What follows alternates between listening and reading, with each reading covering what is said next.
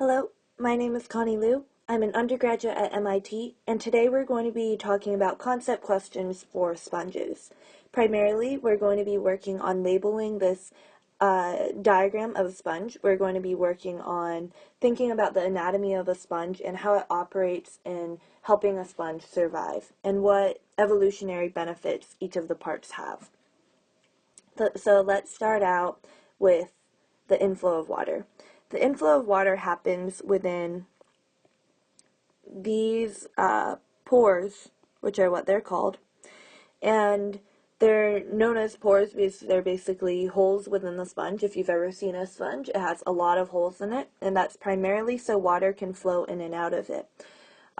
So those pores allow water to flow in, and for the most part, this water is flowing out, as you see from this arrow right here, through this exit hole, which is known as the osculum.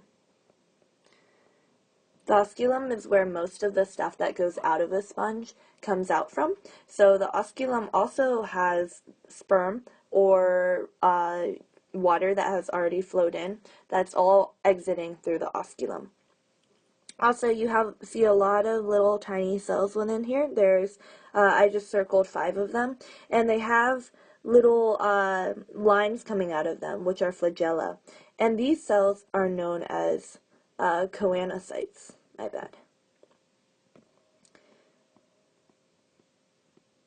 And choanocytes are able to basically use their flagella to wave it around and stir up the water, so cells within the body can ingest more, within the sponge body are able to ingest more materials or nutrients. So primarily choanocytes are the ones ingesting that, so they're able to do both functions. They're able to help the body ingest more and do the actual ingesting.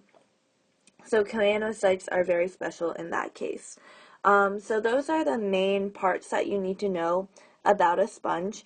This open part you should actually know as well, and this is completely known as a spongicell. And a spongicell basically refers to that open space within the sponge where the water flows into.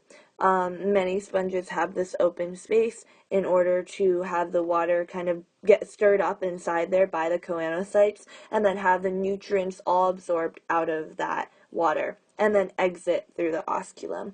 So this all has evolutionary benefit because the spongicell kind of contains that water, so it's easier for the sponge to be able to extract nutrients from it. And then the osculum allows one single exit for all of that, which is convenient, so there can be inflow and outflow, just like indicated in the picture, without there being too much water traffic, which is also good for the sponge, so they can take in and out more water throughout the day, or have a better flow of water throughout the day in order to get more nutrients. So those are the primary parts of the sponge that you need to know, and next time we'll be talking about other animal species.